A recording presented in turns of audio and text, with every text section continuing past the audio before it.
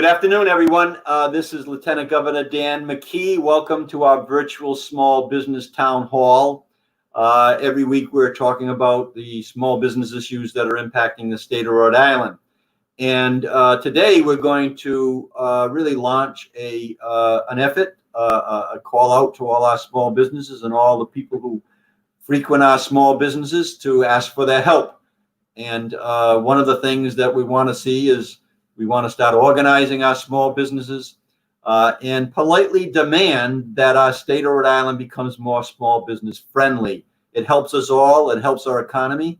And if we've seen one thing during this COVID-19 health crisis, we've seen how vulnerable our small businesses are. Yet at this point in time, we're not following other states in terms of the federal money that could be applied to grants to our small businesses.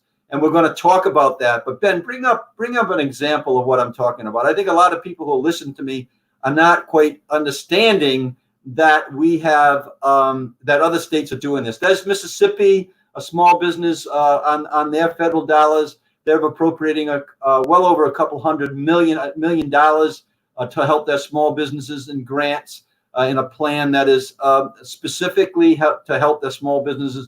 From the federal dollars that I've been advocating for the last several weeks, right now Rhode Island has $0.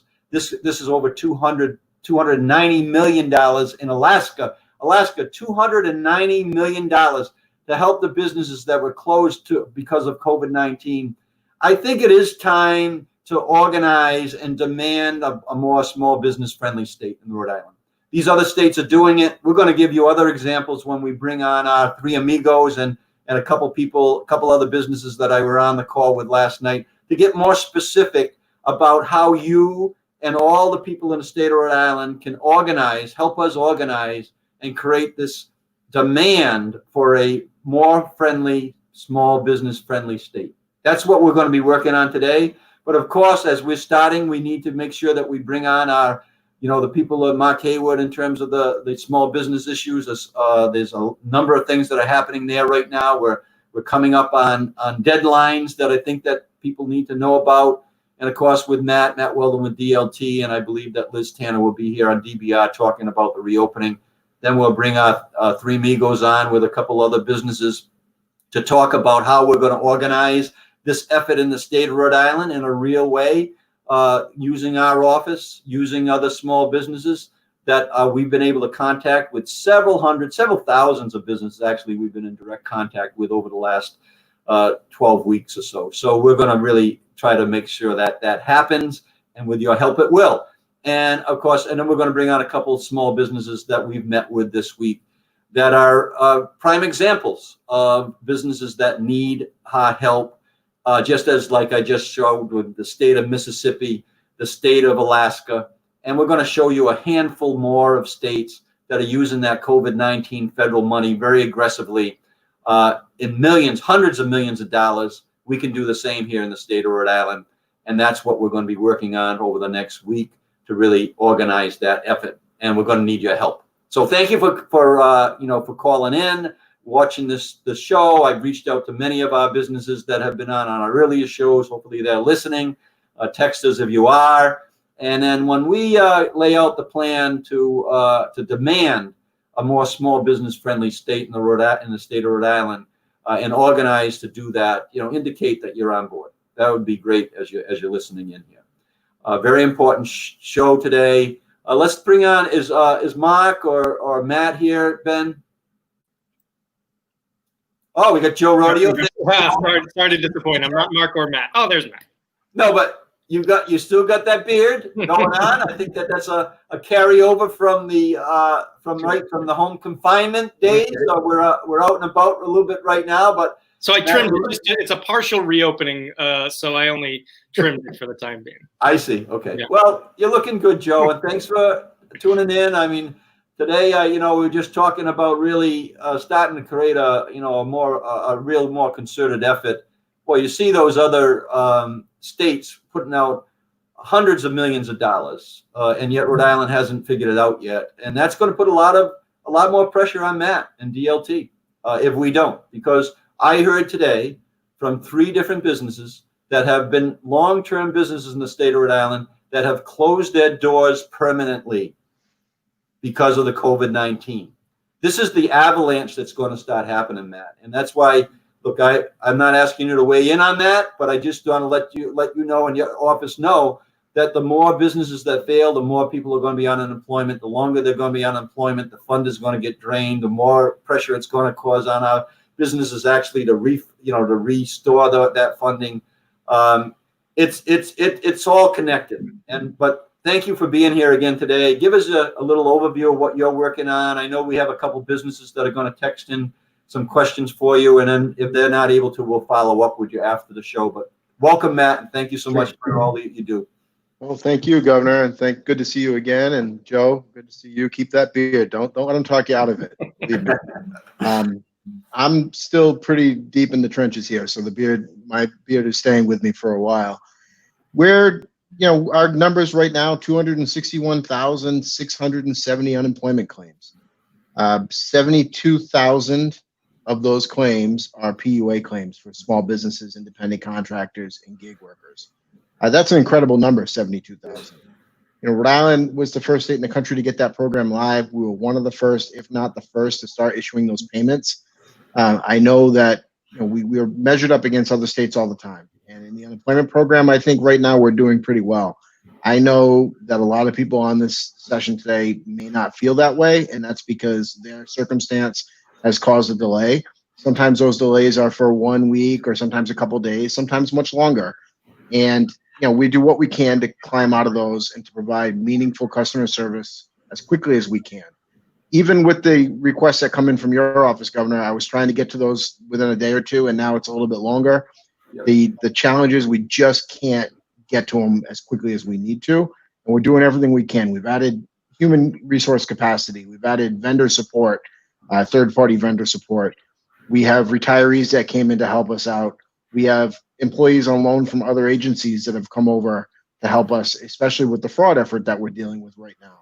It's truly unfortunate that during times like this, groups of people would see that as an opportunity to take advantage of a system that was created to help people. But they did. And when they did that all over the country in a very organized way, they created what could be characterized as chaos in states that are trying to get through it. I think Rhode Island's in a better place than most states. We got a handle on it early. We developed a process. We are now notifying everyone when a stop is put on their claim. We give them a remedy.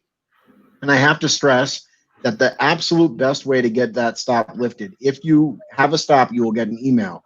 The email is very clear, and it says a stop was put on your claim for the following reason. It looks like it could be fraudulent. You can lift that stop by calling this number, and it's a hotline number we have. And a number of people have said to me, well, you can't get through. And I have to tell you, that's just not the case. With the unemployment call center, that probably is the case, because those staff are working on triaging issues and paying claims and taking claims over the phone, and they just can't get to the phones as quickly as we need them to. But with the hotline, there is a system set up, so when you call it, there's a message board, and it goes through a number of things to provide information to people. Then when the menu comes on, it says, did you get a fraud notice? And if so, please press I think it's number 9 they want you to press, and it goes right to a person. And every day, twice a day, I get a list of all the people that made that call, and I assign them for a callback where we lift those stops. So those are happening within 48 hours, sometimes up to 72 hours. The sheer volume requires that long for us to get back to them, but it's a daily cadence, and we stay on top of it. It helps when you have a court helping you make those decisions, but that suit that the ACLU filed was helpful because we knew we had to come up with a better way to do it, and we're doing it. I'm proud of that work. It's definitely making us tired. We're trying everything we can to get these things done as quickly as possible because we feel the pain too.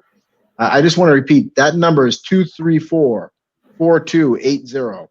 234-4280 is the hotline. Call that number for any kind of unemployment issue, but right now for the fraud issue. Yeah. The other big issue of the day remains WorkShare. The WorkShare program is now able to take applications online.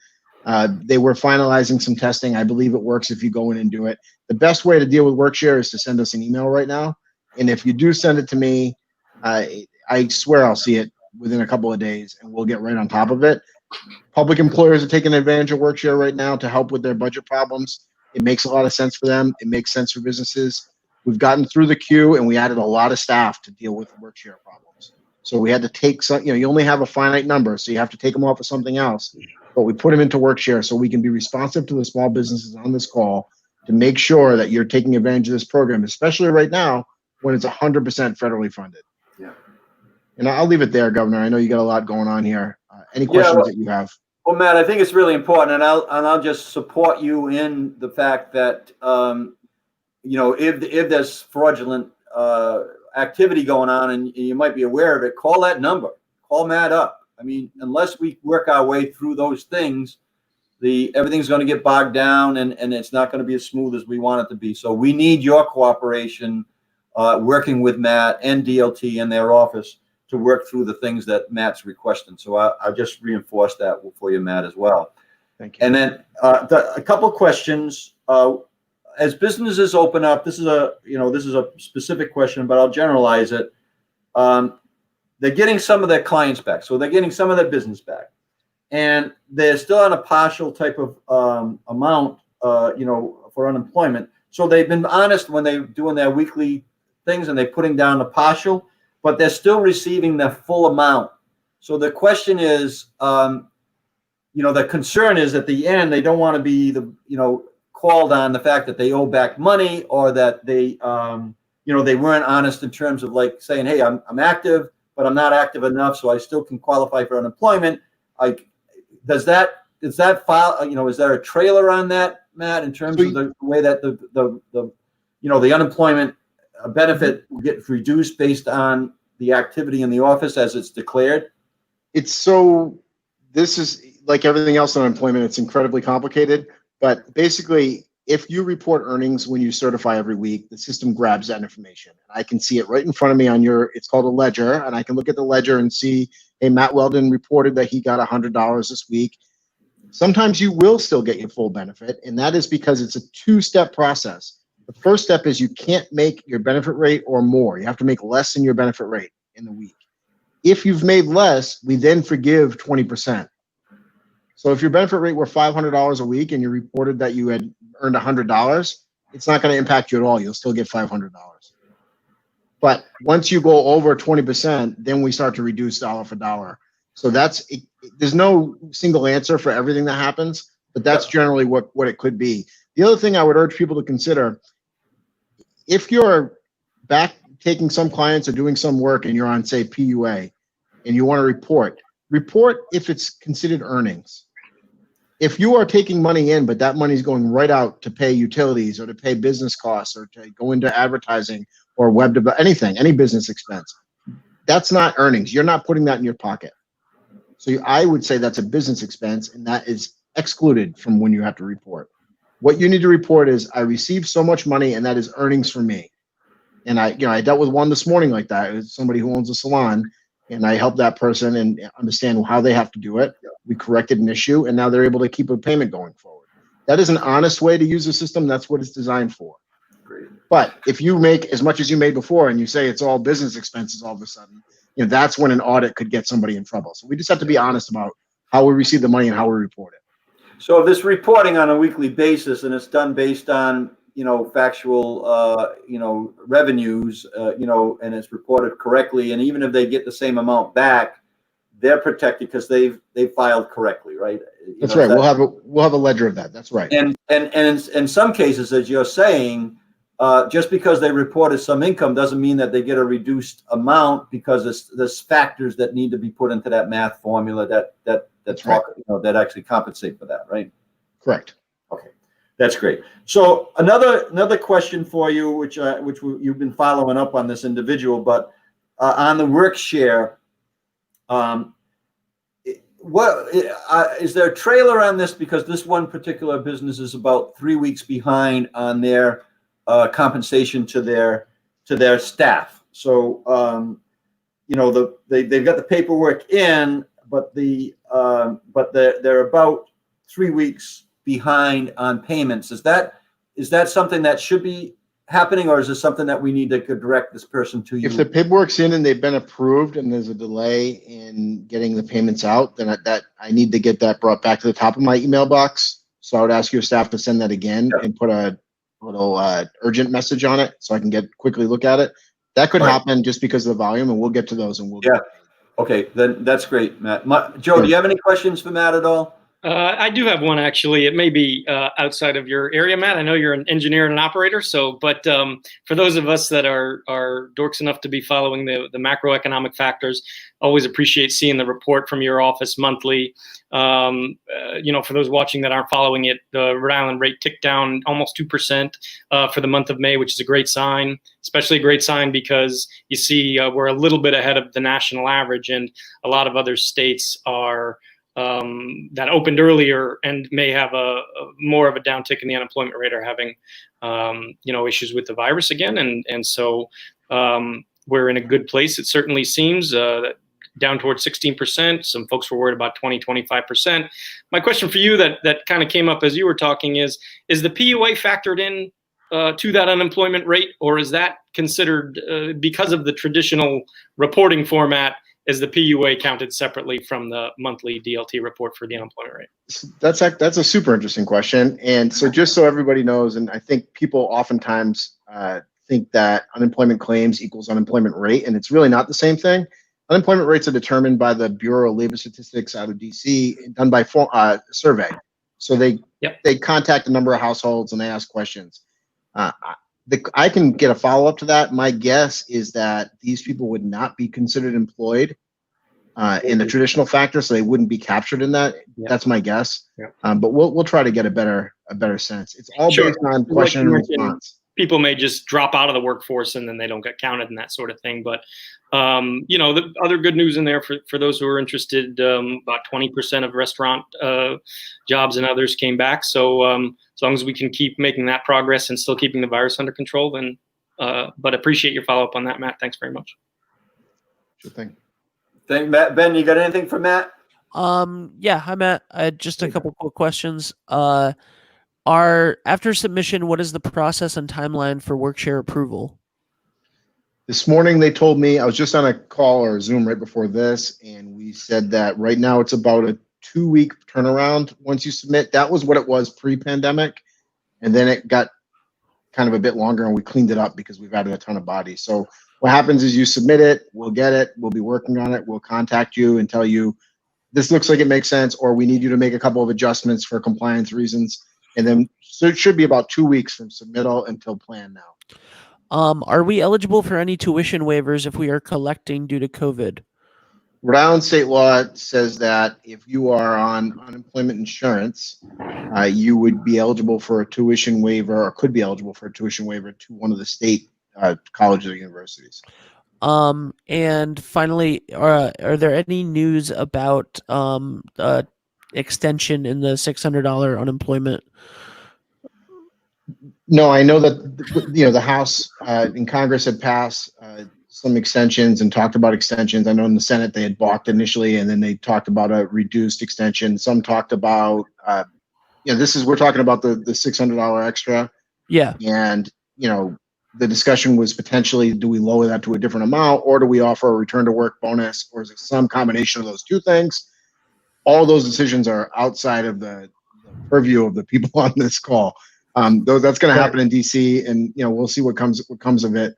I don't know, if we were going to place bets today, I would bet that you see some kind of a hybrid. Yeah. Yeah, and Ben, if folks are following along, signed up for emails from the Office of the Lieutenant Governor. As soon as we find out those things are going through in DC or get any word from our federal delegation, we pass those along to that group, so you can follow along there also. Perfect. And we got a couple more questions for you when this just hopped on. So sorry about that.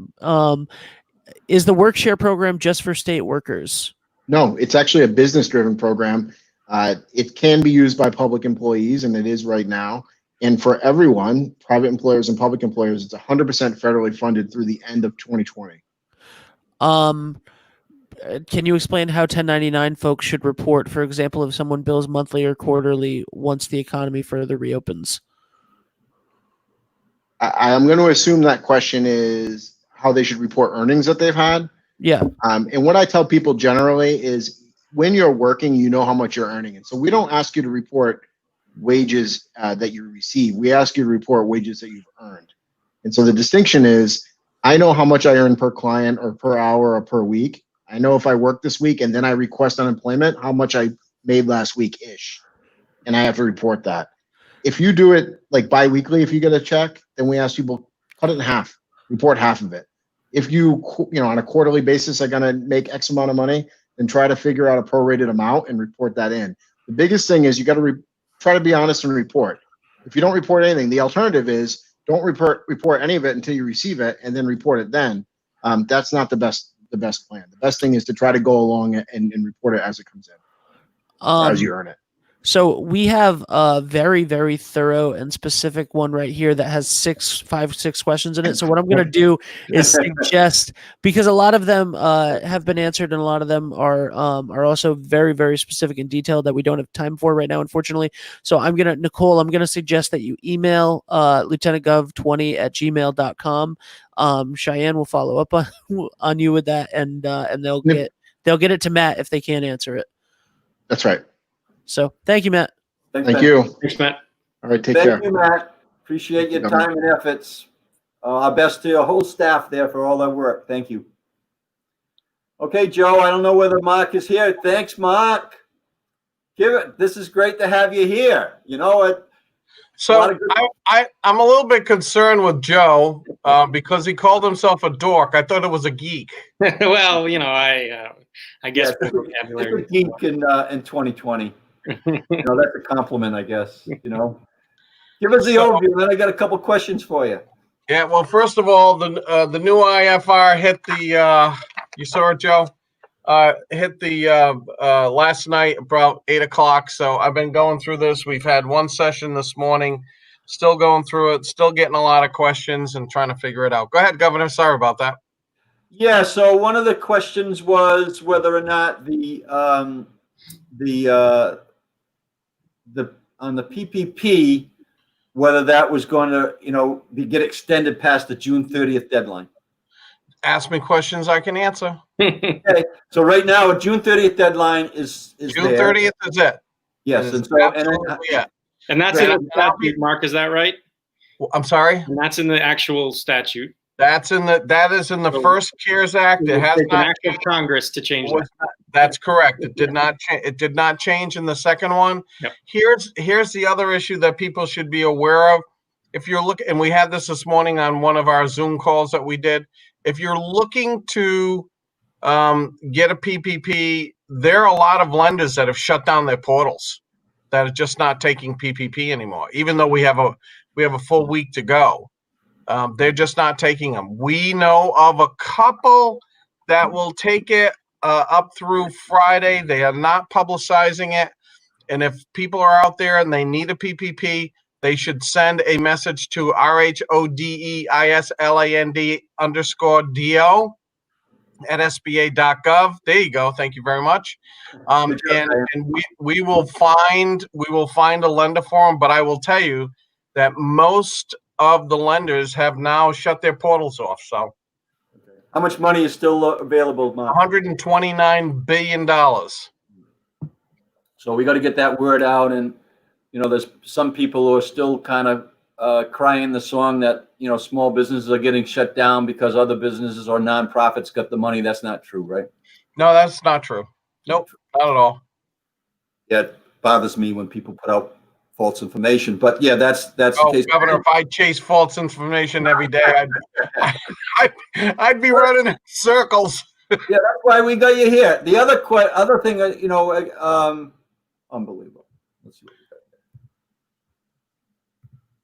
we got there. Carry on without me. All right, Joe. He's Carry there. on well, you can hear me. So, Mark, the other thing, I had met one of the businesses this week who actually put in an EIDL loan. Give us an update on that. It sounds like that's an option for some of these businesses at the moment.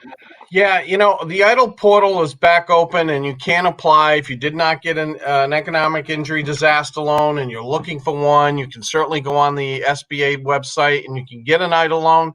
You can also ask for the advance. There's about $9 billion left in the advance pool as well. It's still $1,000 per employee, and if you're a sole prop or a 1099, you're not going to get anything for the advance. But they are doing loans. It is a very slow process. There are a lot of loans to be reviewed. I think over 4 million, Governor, right now that still have not been reviewed. I did have a couple of people who put in loans on Monday and Tuesday. They got an answer, not the answer that they wanted. They did get some money, which is ironic because I also have people who applied on March the 30th who still haven't heard. So we're trying to figure out what's going on here. So it's a little bit concerning, but yeah, and please, at this point in time, if you have an application in, do not put another application in, because they will end up canceling each other, and they will delete both of them at this point in time. That's what. And then somebody who had a PPP and hadn't done an idle, but they do an idle. Do they answer that emergency, $1,000 per employee? Does that still apply, or is that something that they can? And what will happen is, so let's say you have 10 employees, you get 10,000 from the advance, you get approved for 150,000, which is the maximum on the idle. They'll deduct that, so you'll only get 140. Okay, all right. But that 10 would be unforgivable, though, right? That's correct. That would be forgivable. You've already got the 10. You've already got the 10. You were approved for 150. Yep. So your 10 is forgivable, and then you end up getting 140. Yeah. So they should be checking the box based on that, right? Yeah, I mean, you can do that, but sole props and 1099s will not be eligible for anything under the advance. But they are eligible for the idle, so that's the difference. And last, which we're going to be talking about, and I hope that you're going to be able to stay on if you can, but it has to do with states stepping up, using their COVID-19 federal funding in a way that's very, very aggressive. And we're seeing more and more and more, and Rhode Island hasn't done it yet. Not looking for you to editorialize on it, Mark, but at the same point in time, keep an eye out for the states that are doing it. We know, I mean, we're going to talk about Mississippi today, New Hampshire today, Pennsylvania today, hundreds of millions of dollars that are going to small businesses in grants. And Rhode Island right now has not put a penny out in forms of grants with those dollars right now. And that's what we're going to try to organize to put some pressure on that. Just on that issue, Governor, you know that I have weighed in with Secretary Pryor and with the governor's office regarding that issue. I fully would support additional grant prospects for small businesses. Clearly they're needed, and I'm very specific to two industries that are particularly hard hit, which is hospitality and retail, because they are the front-facing business community. I'm not saying that others are not, but they're not from the perspective of getting hit where your customers can't come through the door. And so that's been, I think there needs to be some concern about that. And I go back to what Dave LaHouse from the Lodge in Case said. He says, what do you fear most? And he said, rain. Yeah. Outside. Yeah, I mean, absolutely. Seriously. I mean, when you can't have your full cadre inside and bars can't be open, he said he feared rain. And I thought that was a great response. Yeah, and those businesses are impacted. I mean, you're going to see Wisconsin's actually going to get small grants out to 30,000 businesses out of those dollars. 30,000. I think Wisconsin actually was concentrating on hospitality and doing grants on those issues that you and I talked about that they never anticipated. The hospitality and retail never anticipated PPE issues and getting PPE, as well as setting up their restaurant outside, not inside. Yep. So I think, Mark, what we're going to try to do, and please provide any information that you can as you're hearing out there. We're talking to the national chambers as well. But I think a number of people, when I started talking about this, when you started talking about this as an option, I don't think that they really understood that it's there. So we have many, many businesses, many in the media felt as though that what I was saying, that hundreds of millions of dollars could be put out to help our small businesses and grants, it was kind of dismissed as a fairy tale. But we're seeing evidence. I talked about the fact that I think Puerto Rico put $400 million aside for their business community. New Hampshire put 300 million aside for their community.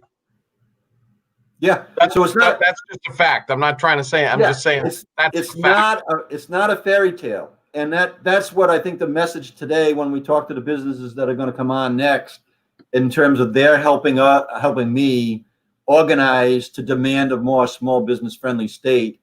Nothing slaps us in the face more than this COVID-19 with businesses who might fail, and there's grant money available to help them.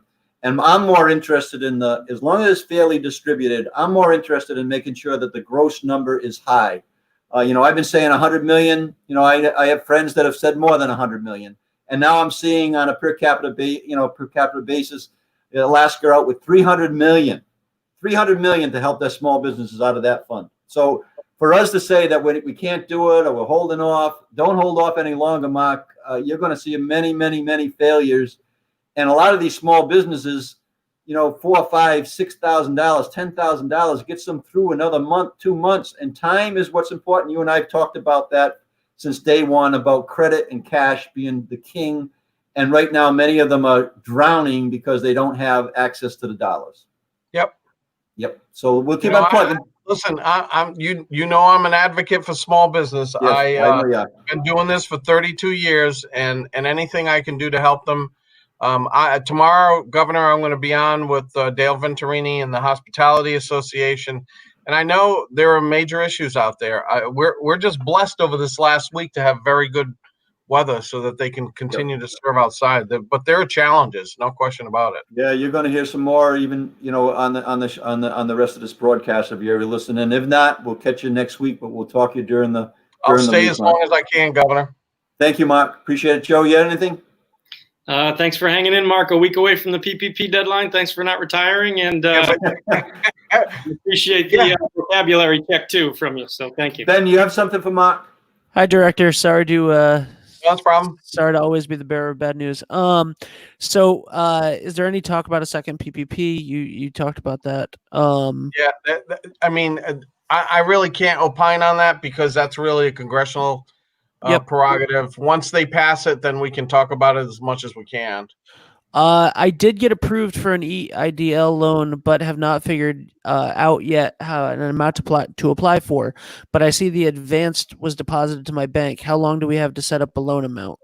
So if you do get contacted by the Office of Disaster Assistance, don't wait, get back to them. Their calculations are really based upon a certain factor. Where a lot of people are saying, well, I'm putting in cost of goods sold and net profit. My gut is that they're going off a net profit to see what the long-term potential for working capital is, and they're not looking at and this is just, I don't know this for a fact, just based upon what people are telling me, you need to make sure you're very accurate on net profit. The reason why I say this is because I had somebody call me this week and say, hey, listen, I reopened up, I'm out there, my cost of goods sold are, let's say, 100,000, but my net profits over a period of time has been about $30,000. Well, they were offered $2,500 in a loan, and I'm trying to figure out, they probably adjusted it based off the net profit, so be careful how you put stuff in. So if your profit is higher, then more than likely you would get a higher amount because we're talking about long-term working capital, and that's really what the equations are. So I'm not on that side of the curtain. I wish I was. I wish I could see, and that's why I say, and people say, well, $2,500 is not sufficient. Here's the problem. If you decline the $2,500, you can't come back in. And if you decline the $2,500, you can't ask for an increase. So it's a double-edged sword here. So I tell people, and I had one person who said to me, who only got offered $1,400, and they said, is this a joke? And I said, no, it's not a joke. I said, but the problem is, and I just explained, if you don't accept, you can't ask for an increase, and you're out completely. So I think his payments are like $30 a month for the next 30 years. I mean, it's ridiculous. But you want to be in a position where you want to go back at them, and you can't if you just totally deny it. I hope that answers the question, Ben. I think so. And finally, we have a couple questions about EIDL offsetting the PPP loans, or still having to pay back the advance, or messing up forgiveness. Can you just talk about how those two interact with each other, and then Yeah. that's it for me. So here's the issue with the advance. So you have submitted a PPP, and over the course you will spend $50,000 on payroll. So you've calculated payroll. Remember, you can't use an EIDL advance and the PPP for the same purposes, but yet EIDL was granted for the purpose of paying payroll. So what happens is you give 50,000. That's good. You're going to lose, because when they go in for forgiveness, you only got 40,000 in PPP, because you already got 10,000 already for payroll upfront forgiven. So you end up with a $10,000 loan. So yeah, that's going to happen. You can do one of two things. You can pay the $10,000 back from what you have, but you still, I think the ultimate is you're still only going to have 50,000. Some people think they're going to get the 50 PPP and the 10 from the advance, and I'm going to get 60 for my payroll. It doesn't work that way. It's 50, because that's the way the calculation is. The advance, and if you look to hear that term, advance, so they're advancing $10,000, but the problem is a lot of them ran at the same time, and that's where a lot of people are having concerns. I hope that answers the question. It does. Thanks, Mark. Thank you, Thanks, Governor. Joe. Yep, thank Joe, you. good to see you. Mark, you too. Thank you. You're not a dork, Joe. You're a geek. A geek. I'm sorry. Very much.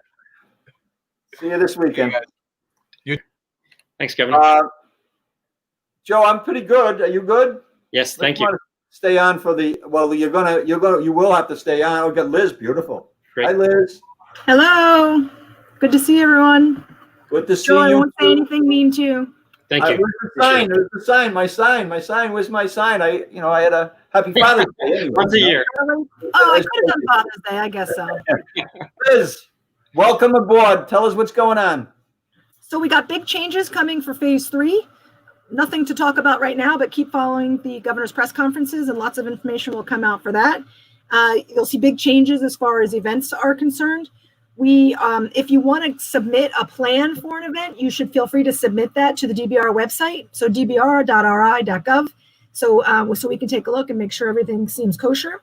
From an enforcement aspect, we have focused a lot of our energies in the last week on restaurants of all sizes, as well as we think just about every registered gym within the state, at least that part of it. We still have plenty of other fitness type centers to see, but we saw just about every gym in the last week. And then starting the end of this week and all of next week, we'll be hitting all the hair salons, tanning, tattoo, things like that. So that's where we're headed. We're still seeing really good compliance. The only places that we feel like we're still a little weak in is the screening. So we're really encouraging businesses to screen not just their employees, but also the customers coming into their business. We actually just today got a bunch of new posters that should make it easier for both the customers and the employees to understand. We only have them in English right now. We'll hope to have the Spanish ones in a couple of days, but we're hoping to get those out to all of the businesses so that they have that information. And then to our surprise, as we've expanded, we're seeing less and less businesses who have a plan available. And I got to tell you, to me, the plan is probably the most important thing, because if you're not planning now for what happens when you have a sick employee, then you're really missing out on an opportunity, because once that situation happens and you're not prepared, well, then you're really way behind the 8 ball and you've got yourself a problem. So we really want to encourage the businesses to go on the reopening website, print out the plan, tweak it to suit your particular needs, and be ready. Think through, write down what it is the plan is. Again, not just for yourself, but also so your employees know, so that when you do have a sick employee, which the likelihood continues to increase, that's going to happen over the next year, we want you to be prepared for it. So we really want to encourage you to have a plan. And then we're really going to start to promote the tip line some more, which is the number that was just on the screen, the 889-5550, as well as the ability to complain on the DBR web form, which is at the dbr.ri.gov.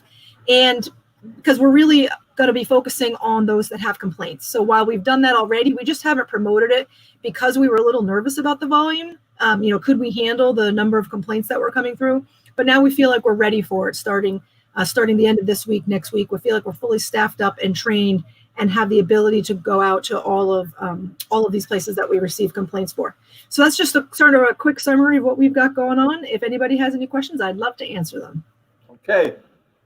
I have one question.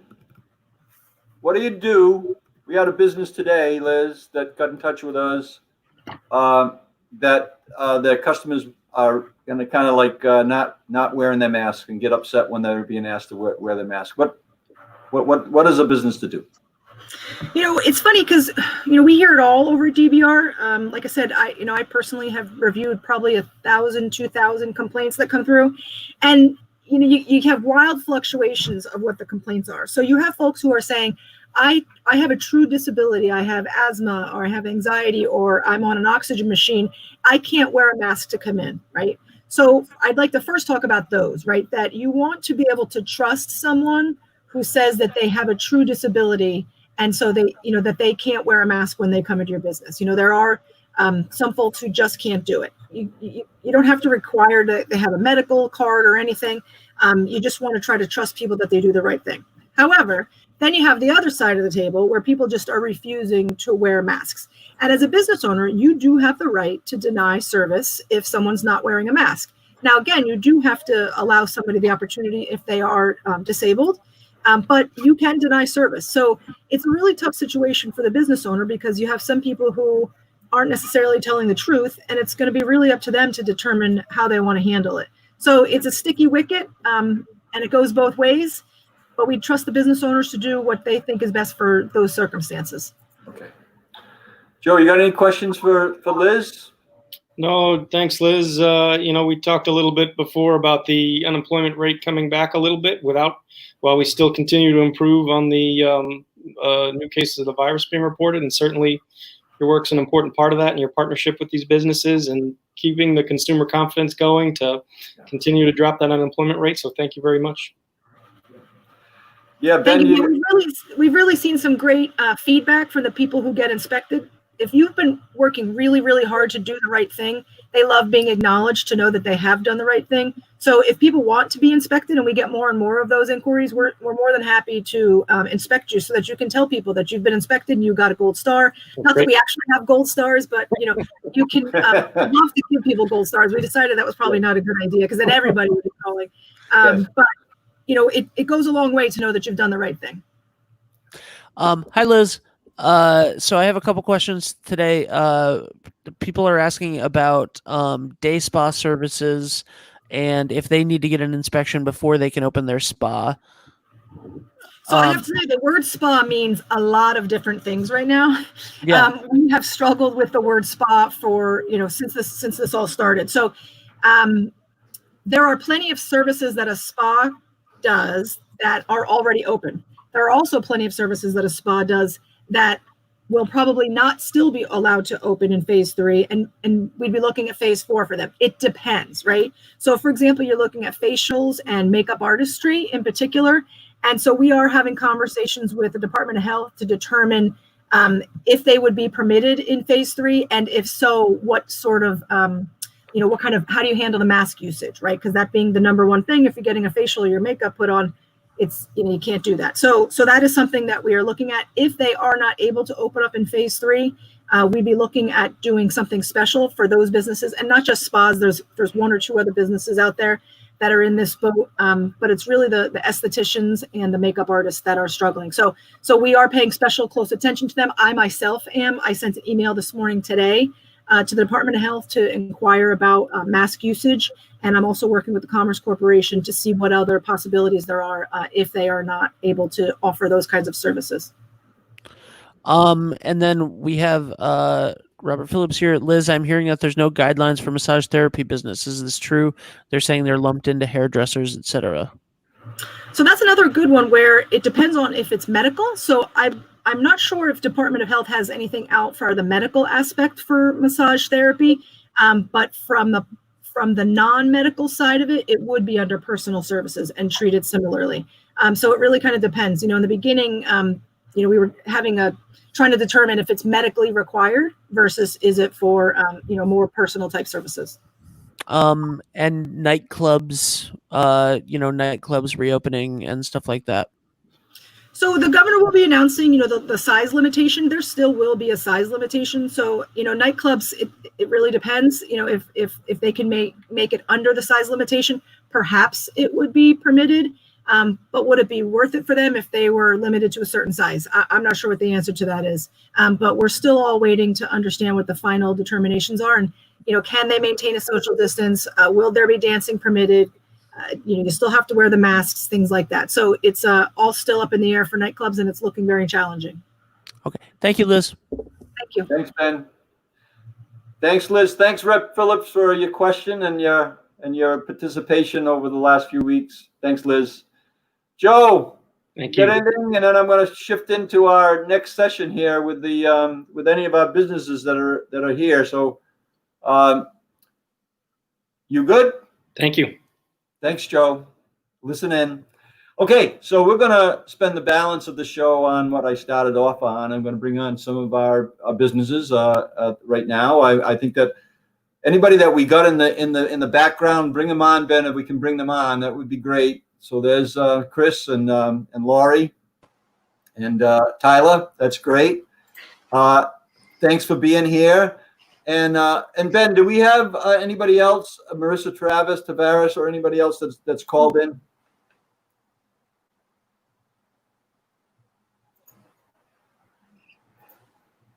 Yeah, this is good. Yeah, this is good. So I wanted to kind of open it up with the people that are here. I know that we met with Jerry at his place last week, and I've been at Nancy's place as well. And Tyler, we paid a nice visit to his 300-acre farm down in Little Compton.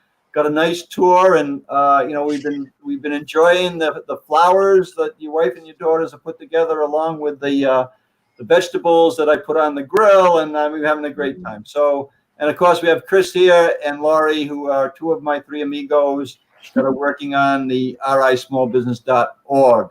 So, Jerry, let me just start with you to give you an opportunity, a couple of minutes just to introduce yourself. You're new to the screen, but then I want to open up this discussion about organizing our small businesses in the state of Rhode Island and politely demanding that we have a more small business friendly state. And I'm going to, after you talk, I'm going to share with what other states are doing that we're not doing. And we have the ability to do just on the short term with some of these. Marissa's in too. Good. Marissa's here too. Great.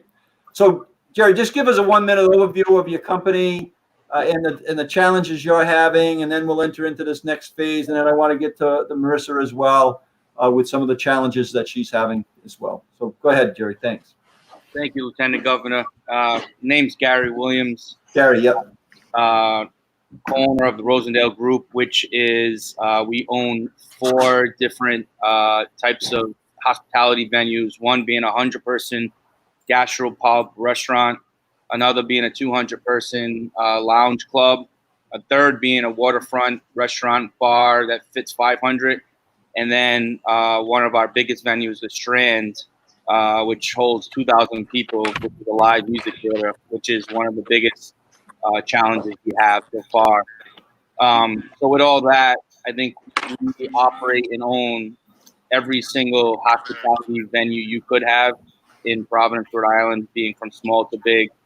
And a lot of our challenges, like we spoke with the Lieutenant Governor, is how a lot of the PPP money that came in really didn't make sense for all of our different venues, as well as now grants coming in slowly.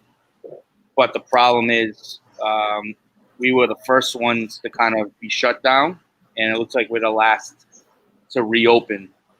So like we spoke last week, even if there was a $500,000 grant that we could have, having no information on when we can reopen, it's not even worth accepting those right now. And then 6 months down the line, we're still closed and X amount of dollars, which is a big challenge for us. And like we spoke last week, Lieutenant Governor, one of our venues, which is the Fish Company Bar and Grill, was so new. We were reopening in March that we were not able to get any type of PPP money or funding, but the bills still keep coming in. And for the Strand, we had the issue of a lot of our employees are 1099 employees, or myself as a distribution, because we're owner operators. Our PPP was, and I said it, I'm very vocal about it, was only $70,000 when our rent is $30,000 a month. So with that being said, it's still not making a lot of sense for us. And it's sad because we are going to have to make some tough decisions within the next month or so in shutting down some of our venues. And the Strand being an economic booster for the city of Providence, where we bring in 250,000 people a year from Monday to Sunday that help the economic boost within the city. On a Tuesday night, we'll have 2,000 people come in, and restaurants, bars, clothing stores downtown are all benefiting from that. And, our scare is that we're not going to be able to continuously pay for these bills that are coming in, and it's draining us. So, Yeah. So Gary, thanks for sharing that. And I think that goes right into our discussion here about, creating a more small business friendly state. Yeah, Marissa, we met with you, and you're involved with the training of CNAs, and you've reached out, and I find it. I'll speak, set it up for you. We're working with nursing homes and congregate care areas all the time. We put out a brush fire, and one of them helped put out one of them because they didn't have enough staff to service the people who are living in their nursing home, and yet your business is to train that staff, and yet you have not been allowed to open since the very beginning of this pandemic, right? Marissa?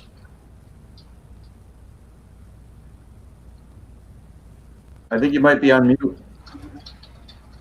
Marissa, yeah, Marissa, can you unmute yourself?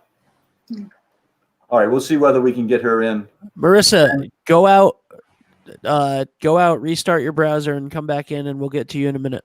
Yeah, we'll put her on the tail end of this conversation. But so I want to go to Chris and Lori, and then Tyler, to jump in, and certainly Gary as well. But we're really looking to figure out a way to organize our small business community in the state to start to really demand things that can be helpful to us. And right now on the COVID-19, I outlined, and I've sent out today, Mississippi, a couple $100 million, New Hampshire, $400 million, Pennsylvania, well over $250 million, Alaska, close to $300 million of grants that are going through the COVID-19 dollars. And I said, I've been mentioned to Mark, I think many people thought it was a fairy tale when I've been talking about this for the last several weeks, that those dollars can be allocated that way in forms of grants to help businesses. Wisconsin, they're doing a smaller version, $2,500, but the 30,000 businesses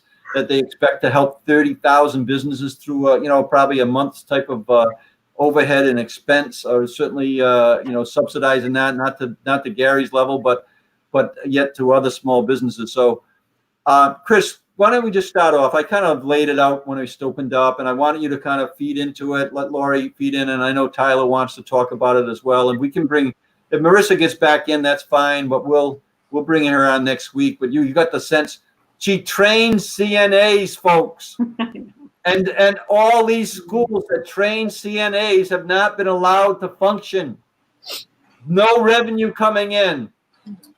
And yet they have a job that they could do to actually help, nursing homes with and congregate cares, and also home care, in a way that we shut them down. I'm not quite understanding that. But anyways, Chris, go ahead. Yeah, and I think you said it right, where the time is now to organize as small businesses here in Rhode Island. There's a lot of common sense things that we can do to help out businesses in all different industries. And what we're going to do is really start this organizing through the rismallbusiness.org website. So soon you'll get an email if you're already signed up for one of our programs. And whether it's a survey or form submission, we want to hear from you. We want to hear from all sectors of the small businesses and let us know what you would want to see changed, right? So that way we can get a collection of demands in list and have something very specific that we can demand that we need right away. Because there's two phases, right? There's the immediate, that we're in this economic crisis that we're in right now that Gary laid out pretty well, and we're all laid out pretty well. And it's also long-term. Rhode Island is not known to be a small business friendly state, and we need to change that. And the small businesses need a voice. Lieutenant Governor, you're doing a great job for all of us, but all of us other small businesses need to put some sweat equity into it as well and come together and organize and demand and scream and yell. This is what we need. And it's not crazy things. We're not asking for handouts, but we're asking for some common sense, changes, demands to really help out our small business community. Yeah, thanks, Chris. And anybody that's listening out there or seeing on a tape, you should be contacting our office at 222-2371. Go right into the rismallbusiness.org. There'll be a place where you can talk about that as well. But this is the time to act. And then if we've ever had a time, we're at a critical point, as Gary mentioned, and other businesses we know. And Tyler, I want him to weigh in after Lori. But we're in this critical time. Because of COVID-19, many of our businesses are at risk right now. It really disturbs me, quite frankly, to see other states step up in a real strong way to help with grants. And then I've laid out other ideas, but what Chris is asking for is, what are the things that are impacting your business right now and also long term? Because this is not only a short, this window right now, but we're trying to organize something that continues through the rest of our, at least my time in office and beyond for the next lieutenant governor. Go ahead, Laurie. Yeah. So as part of the rismallbusiness.org group, I think for all small businesses, what we really need to do is create this alliance around the things that we need as small businesses. I mean, we don't see this in Rhode Island. Since we spoke the other day, I started doing some research and looking at what are other states actually doing, and we're just not hearing it about all of this in Rhode Island. And so I think that Chris is right. It's an initial critical moment, but it's also a moment in time where, as small businesses, if we can come together around the main issues and create a small business alliance, then we create a small business community that supports and serves each other as a group, as a large group in Rhode Island. So as part of the shop local piece of this, I think the businesses that are there, I hear from them. We have my company has small business clients. I mean, we're scurrying. Everybody's scurrying to figure out what are the needs and how do we use this money and is the money enough? And so I think it is time to kind of consolidate these issues. And we're all small business owners. And so we want Chris and I and the Lieutenant Governor, we want to bring everyone together. And so I really thank everyone for being here and jumping in, because it is really important. Rhode Island needs to make some changes. Yeah, and then we're laying it out, asking for people to get involved. And Tyler, I met with Tyler on Saturday at his farm down in Little Compton, and he was talking to me about joining in. And so Tyler, why don't you just give an overview of why you think it's important that Rhode Island step up the state, our General Assembly, our governor, our local municipal leaders, in a way that right now it's like we have a number of reps and senators that have been, involved with this call, but what have we done, right? And yet we see a state like Alaska putting up $300 million of that COVID-19 money in grants to their small businesses. Tyler, tell me where you're sitting right now in a couple minutes, and then we'll try to end up with Marissa. But thank you all for being here today. Well, first off, I just want to thank you. Thank you for coming down to see us Saturday. That was nice to meet you and your wife, and give you a little tour. But where we are is we had to change a lot of our philosophy earlier on. We had some time to change. We do a lot with the food service, but we need to get that food service industry back running again. A lot of agriculture here in the state supplies all the restaurants. We do a lot with floral. Our daughters are in the wedding business, in the floral part of it, and they've kind of been shut down. We sell a lot to some of the other florists as well, so we've had to try to scamper around and try to sell these flowers that we've grown. Some of the ones you got, Lieutenant Governor. Yeah, they were beautiful. Yeah, the girls, and we do a good job at it. And it's just it's been a tough time to just trying to swing around and try to figure out where to go. And we just got to get these food service industries and these hospitality businesses, on our end, to see them rocking. We can do it, but it's just that we got to let them open, and I know they'll do what we did at our retail business. We'll follow protocol. We'll do a good job. And as you saw, what we did down there. People respect what we do and they appreciate what we do. Yeah, and Tyler, so we're all, and again, I'm going to be advocating for all our businesses, whether they're hospitality or whether they're schools like Marissa's school or whatever it is. I just want to hear, I'd like to be able to kind of have our small businesses, continue to work on their businesses, but take a look at this from a more global perspective about how important all our small businesses are. Yep. And getting resources out on the street. We all want them to go into our own businesses, but just getting the resources out available that get distributed is going to, get into the economy, right? So if you put $150 million out, 300 million like Alaska, 400 million like New Hampshire, $400 million they're putting into the small businesses. Not one headline, not $1 from those dollars that I can say can be attributed direct grants to our small businesses. So, that's the reason I asked you to come on, because you're a good voice for the farmers, but you're also a good voice for the small businesses and how important they are to our communities. Well, we're all connected. No matter what, we're all connected. Yeah. And we need CNAs, we need the restaurant people, we need the truck drivers, we need it all. And if one industry shut down, then we're all shut down. So that's where we're at. So that's what we're doing. Marissa, we're gonna invite you back because we had a little technical problem, but just introduce yourself for a minute and then give it a little overview of when I visited.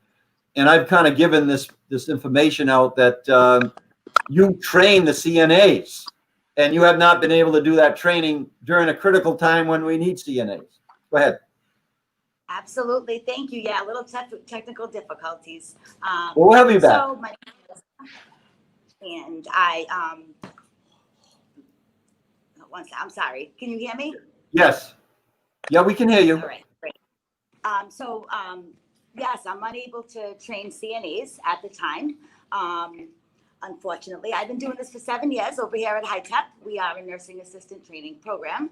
And unfortunately, we're not able to operate. We're trying to put people in the field and we just can't at a time when it's needed the most.